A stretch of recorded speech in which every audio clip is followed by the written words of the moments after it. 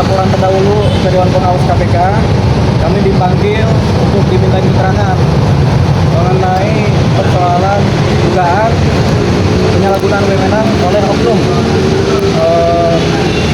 penyidik KPK, di mana Aziz Ibu Linda Susanti yang ada di Bank BCA kemudian disita oleh KPK, yang kemudian pada hari ini kami memberikan keterangan selengkap-lengkapnya kepada Dewan Pengawas KPK yang terdiri dari beberapa anggota. Jadi kita sudah sampaikan secara lengkap apa yang terjadi, apa yang dirasakan dengan bukti-bukti yang ada, termasuk dokumen-dokumen surat dari pihak penyidik KPK yang diterima oleh Bu Linda dan kemudian sudah terverifikasi. Jadi ini kemudian akan ditindaklanjuti oleh pihak Dewan KPK untuk kemudian diproses begitu. Jadi bukti mereka juga sudah punya, kemudian ada beberapa dokumen yang kurang kita diminta kita persiapkan. Jadi itu tadi sudah kami semua, dan ini berlangsung sekitar dari jam 10 sampai jam sekarang ini kami baru keluar.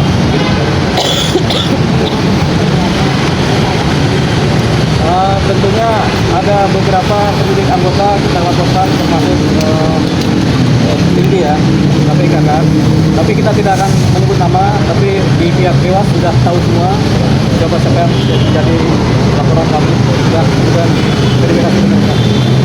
Bang, izin mungkin respon dari KPK sendiri setelah Abang melaporkan beberapa oknum ini, langkah selanjutnya dari KPK seperti apa sih Bang? Tentunya ini kan berada di wilayah Dewan Pengawas KPK ya.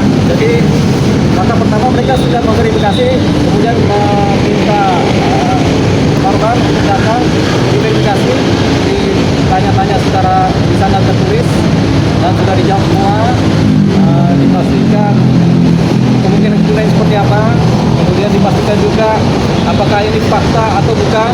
Tapi Ibu Linda sudah menyampaikan semuanya dan didasari dengan fakta-fakta dan bukti yang ada, sehingga mereka dapat meyakini apa yang dilaporkan oleh Ibu Linda.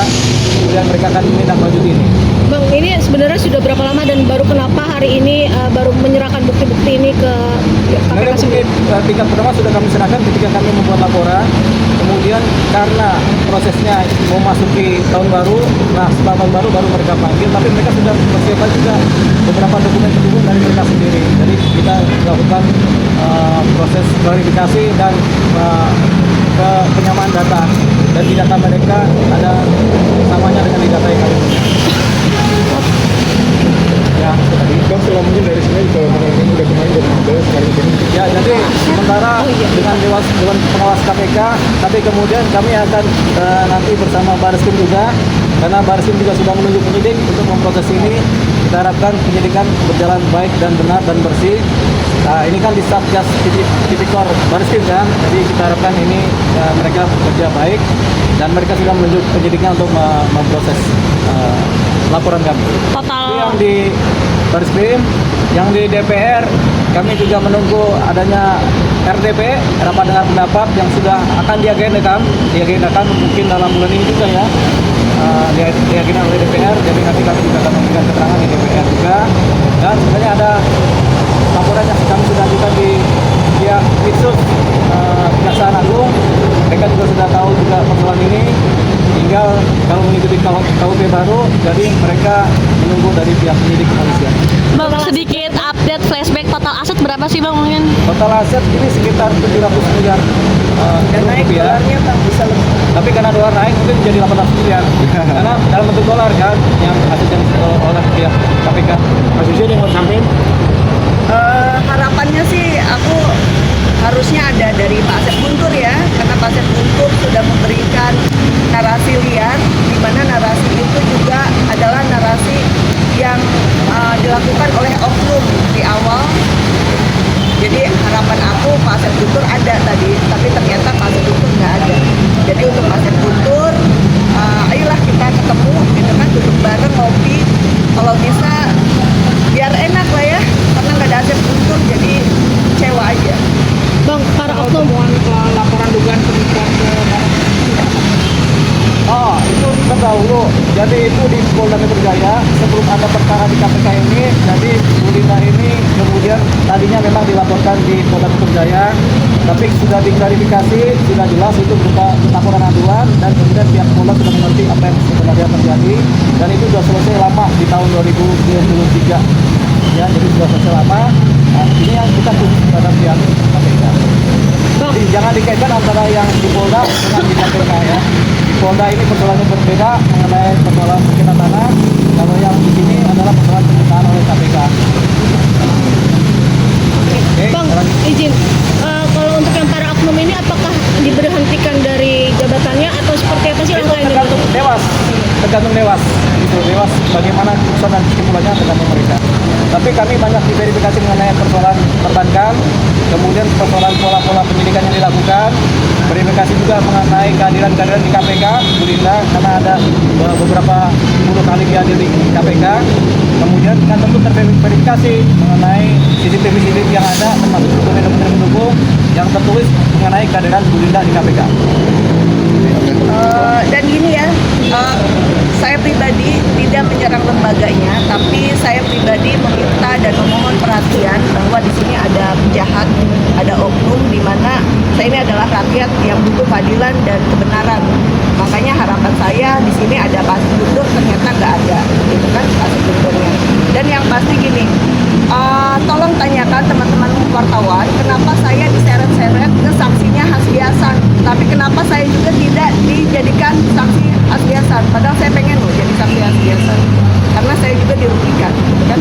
Jadi kenapa terjadi saya menjadi saksi itu aja.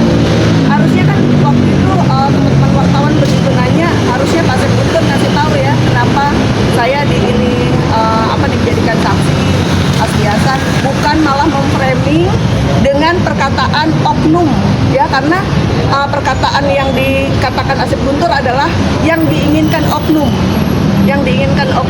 untuk BAP-nya sesuai seperti itu. Jadi saya orang yang melawan untuk sebuah kebenaran, saya melawan, saya tidak mau kalau BAP itu tidak sesuai peristiwa saya. Jadi mungkin mau dijadikan tersangka tapi gagal. Kak, izin, ini berarti adanya permainan di dalam ya? Pasti permainan. Dari laporan-laporan ke Dewas ini kabarnya ada konflik di dalam antara penyidik sesama penyidik. Antara Penyidik sesama penyidik KPK. kita tidak tahu. Kalau penyidik itu ada by design ya. Jadi mungkin saya adalah titipan. Mungkin ada beberapa penyidik yang memang di dalam lembaga itu tidak semuanya penjahat, pasti ada orang baik. Tapi khusus saya itu adalah by design. Jadi titipan dari oknum petinggi. Siapa kira-kira itu? Nanti disebutkan di RDP. Makanya teman-teman wartawan mudah-mudahan RDP ini bisa terlaksana dan saya akan sebutkan siapa saja oknum petinggi yang terlibat. Itu kan saya nggak mau di sini, saya ingin RDP karena RDP itu akan dihadirkan kedua belah pihak, baik saya maupun si oknumnya. Sekecewa apa sih Kak, izin kamu tidak bisa bertemu dengan Pak Guntur dan akhirnya ini bisa dibilang dipermainkan dirimu sendiri dibawa dalam sebuah kasus gitu? Dari jawaban Pak Asep Guntur dengan menggiring ke arah Polda itu adalah merupakan bukti aku pribadi bahwa ini yang diinginkan oknum. Tapi di dalam BAP tidak pernah terjadi. Saya melawan. Saya tidak pernah mau menandatangani sebuah peristiwa yang bukan peristiwa saya. Gitu. Nah, itu kan dulu ada satu media besar yang itu pun by design, saya nanti sebutkan di RDP siapa media besar itu yang memberitakan saya untuk penggiringan opini. Jadi teman-teman wartawan mohon bantu saya untuk sama-sama melakukan keadilan dan kebenaran, karena keadilan ini bukan hanya untuk saya tapi untuk generasi bangsa, untuk Indonesia. Ya, jadi kita berproses ya secara penegakan hukum, tapi intinya kami mengharapkan KPK menjadi lebih baik dan tidak ada kemungkinan orang jahat di dalamnya. Jadi kita harapkan begitu, makanya kami ada di sini termasuk juga Bu Linda, kita membuat terang keadaan. Dan ini kita akan teruskan proses ini sampai menjadi terang benerang apa sih yang sebenarnya terjadi, terutama terkait dengan penyitaan aset yang tidak pernah dikembalikan lagi oleh pihak KPK. Masih layakkah lembaga ini Layak, KPK layak melakukan penegakan hukum. Cuma tentunya harus ada perbaikan-perbaikan.